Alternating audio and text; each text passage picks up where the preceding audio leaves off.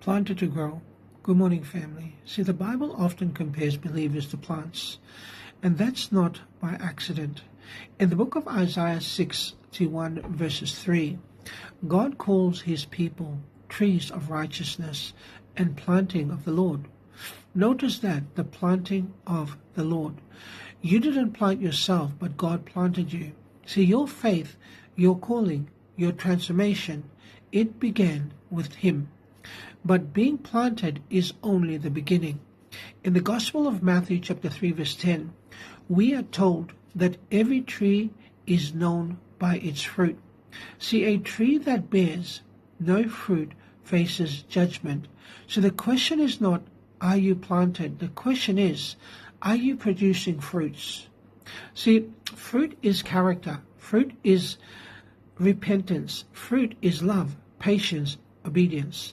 Then Jesus explains in the Gospel of Luke chapter 8 that the seed in the Word of God, the seeds is the Word of God, and the soil is our heart. Same seed, different soil, different results. Growth depends on what kind of heart we have. Is it hardened?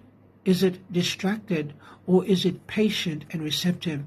And finally, Paul reminds us in the first epistles of Corinthians 3 verse 6, I planted, Apollos watered, but God gave the increase.